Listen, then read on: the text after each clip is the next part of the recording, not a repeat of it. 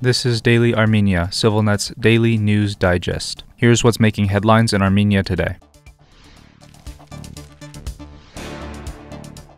Azerbaijan will now allow the transit of goods between Russia and Armenia through its territory, a senior Russian official announced yesterday. We received confirmation from the Azerbaijani side 2 days ago that we can use its railways for the transit of Russian goods to Armenia through Azerbaijan. We have recorded very interesting progress in this regard. Russian Railways is currently discussing the organization of these shipments together with its partners in the region, Alexei Overchuk, Russia's deputy prime minister, said. Railway logistics in the South Caucasus remain highly complicated. During the Soviet era, Armenia had direct rail links with Azerbaijan, but those connections were severed after the outbreak of conflict in the 1990s. Rebuilding them would require significant investment and time. Both Armenia and Azerbaijan still have functioning rail ties with Georgia, but Georgia's own route to Russia runs through Abkhazia, a territory Tbilisi lost control of in the early 1990s. As a result, Armenia currently relies on a single land corridor to exchange goods with Russia, the Upper Lars checkpoint on the Georgian-Russian border. The crossing is frequently disrupted by harsh weather and heavy traffic, causing long delays.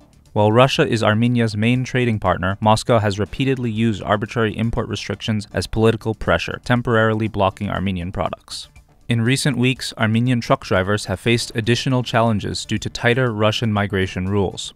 Dozens have reportedly been deported and banned from entering Russia for up to 10 years, triggering protests by long-haul drivers in Yerevan. Thus, diversifying trade routes via Georgia and Azerbaijan could ease pressure on Upper Lars and improve the flow of goods between Armenia and Russia. Baku lifted restrictions on transit of goods destined for Armenia last week, allowing Yerevan to arrange its first commercial shipments with immediate effect. The country now imports grain from Kazakhstan. The cargo crosses the Caspian Sea by ferry, is loaded onto freight trains in Baku, and then travels to Yerevan via Georgian territory. The Hovhannavank monastery in Armenia's western Aragatsotn region served a liturgy yesterday, attended by Prime Minister Nikol Pashinyan together with a large crowd of people. The Armenian Apostolic Church declared the service illegitimate because it was led by a priest the church recently deposed for siding with the government in its conflict against the ecclesiastical leadership. Pashinyan was joined by numerous members of the executive and legislative branches, and a large police presence was also observed. During his sermon, Father Aram of Hovhannavank, whose secular name is Stepan Asatrayan, thanked the Prime Minister for attending. Asatrayan was subjected to defrocking, a procedure that removes a cleric from priestly rank and authority last week. His removal followed a social media campaign criticizing the church's leadership and an interview with public broadcaster Channel 1 in which he reiterated and expanded those critiques. Church officials say his actions violated canonical discipline. The episode is the latest sign of escalating tensions between the Armenian Apostolic Church and the ruling Civil Contract Party. Catholicos Karakin II, the church's leader, called for Pashinyan's removal in late 2020 following Armenia's defeat in the war against Azerbaijan.